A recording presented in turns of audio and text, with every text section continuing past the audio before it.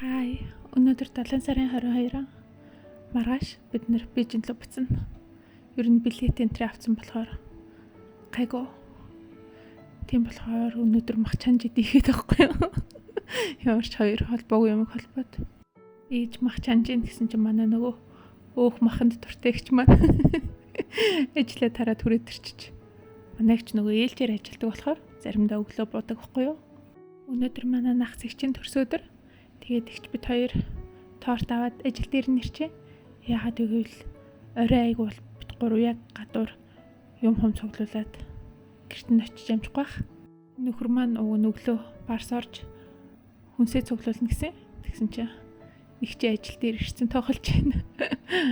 Төрсөн өдрийн минь ихч маань оёдлж мэрэгчлээ. Тэтгэврт гарахаас өмнө оёдлын цэгт оёдлж байжгаад одоо болохоор хуваараа юм оёдیں۔ Монгол дийлийг их сайхан оёдог. Ер нь бидний өмсдөг бүхэл дийл хувцсыг ихч маань оёдیں۔ Надад оёдлчин хүмүүс нэг тийм амьдралд айгуу одоо юу мэрч юм хийж чаддаг. Тийм хүмүүс юм шиг санагдаад идэв шүү дээ. Одоо жишээ нь одоо оёдл гэдэг чинь бидний 10 жилийн бол хөдөлмөрийн хичээл дээр сурдаг зүйл шүү дээ. Тэгэхээр ингээд нэг хөдөлмөрөөрөө нэг тийм юмны ив дүг айгуу өвтэйхэн бодоод ойлгоод хийч чаддаг. Ганц оёдлоос гадна ер нь юм гар ажиллагааны зүйлсийг амар өвтэйхэн хийж чаддаг. Тэгээ тэрнээс болоод тархин бас нэг тийм ухаалаг сэтгэдэг гэх юм уу?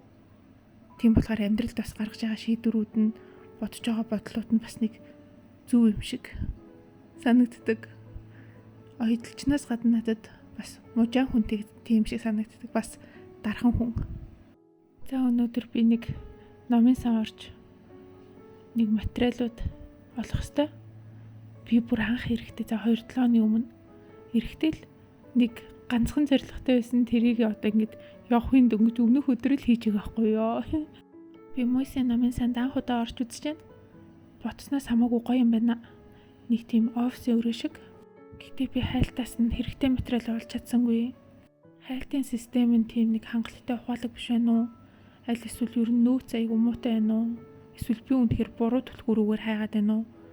Ямар ч гэсэн шаардлагатай материалуудаа олж чадсангүй.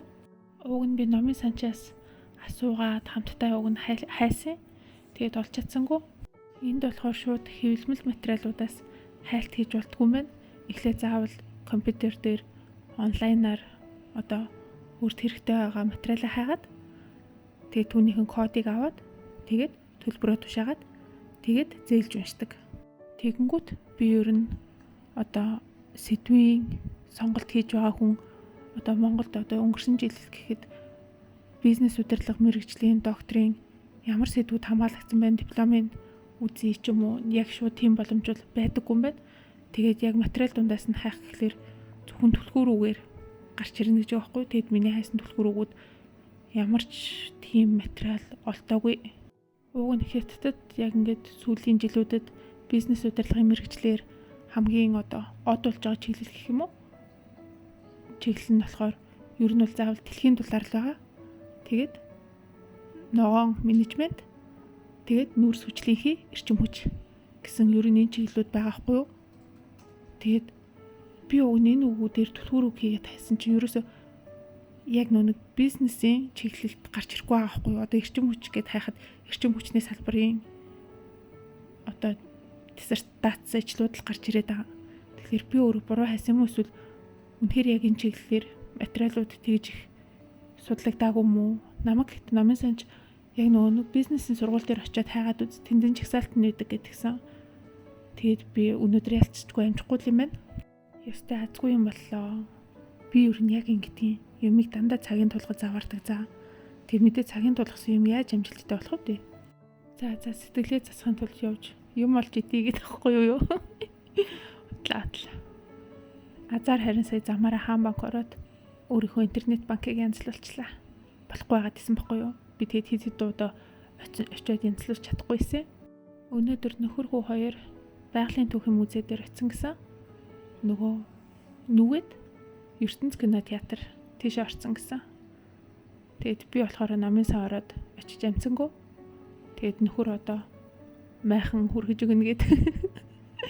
Бит хоёрыг орхио яваад гисэн бит хоёр их дэлгүүрээр жаал хэсчээгээ тарэ. Хүү маань их дэлгүүрт ирэх дуртай байдیں۔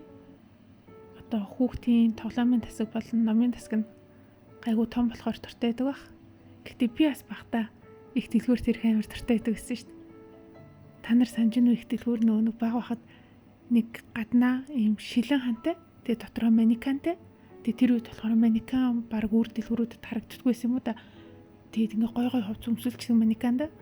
Тэгээд би тэрийг харах амар дуртай байдаг гэсэн шүү дээ. За би тэр үед бүр амар жоохон байсан. Нэг 5 6 настай байсан болов. Ер нь яг тэр үед. За би болохоор 90-ад оны хүн.